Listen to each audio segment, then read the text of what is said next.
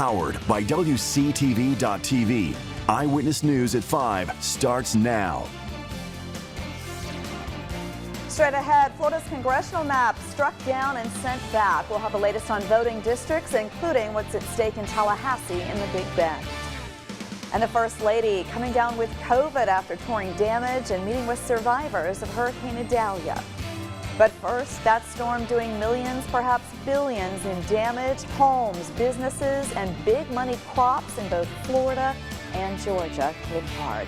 Thank you for joining us at 5. I'm Julie Montanaro. 6 more counties added to a federal disaster declaration over the weekend, including Jefferson County and Madison County.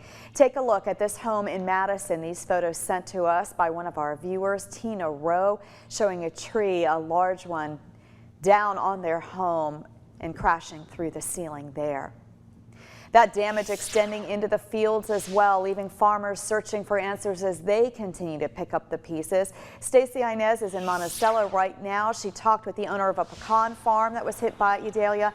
Stacey, what did you see out there today? Yeah, Julie, I went out to Rick Asad's farm here in Jefferson County, and honestly, I couldn't even recognize where some of the pecan trees were because that's how extensive the damage was. We rode around that 200-acre farm, and he told me he has about 1,000 pecan trees, and at this point, hundreds of them have fallen down or uprooted and are just laying out over the property. Now, take a look at your screen. You'll see exactly what I'm talking about here.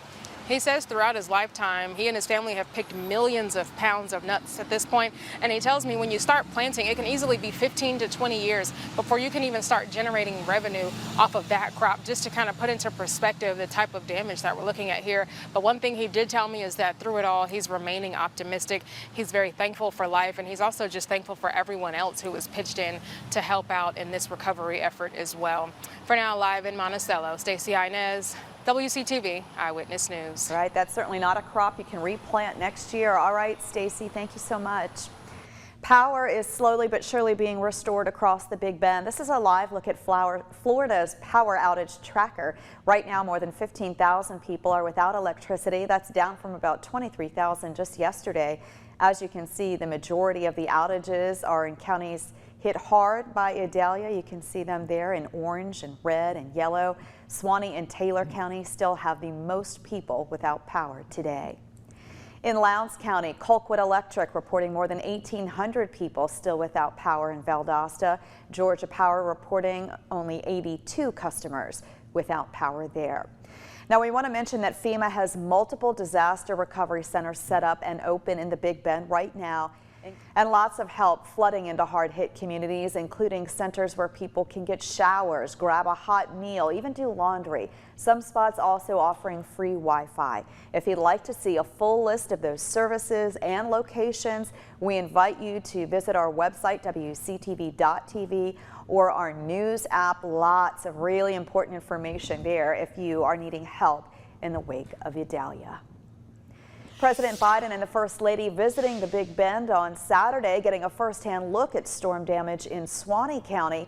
Now, just days later, First Lady Jill Biden has tested positive for COVID-19. And we did reach out to both local hospitals here in Tallahassee to see if there's been an increase in COVID cases in the Big Bend. We're still waiting to hear back from HCA, but we did hear from TMH.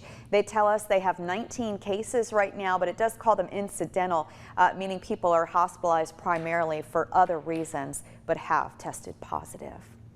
Let's go ahead and take a look outside right now. This is the view over FAMU's campus this afternoon. Of course, students returning to all of the universities today here in Tallahassee, back from a long weekend and hopefully back safely from their hometowns. Mike, we're hoping very few sustaining any type of damage back home. Tallahassee police are searching for answers in a weekend shooting. They say a man was shot Sunday night at the Benchmark West Apartments on West Pensacola Street. Police tell us the man was standing outside an apartment when the gunfire hit him. They're not sure if he was the intended target or not. He does have serious injuries, but is expected to recover. Police have not yet arrested anyone for this shooting. The state of Florida today filing an appeal after a judge threw out Florida's newly drawn voting districts. A Leon County judge struck down the state's voting map on Saturday, saying it violated the state constitution.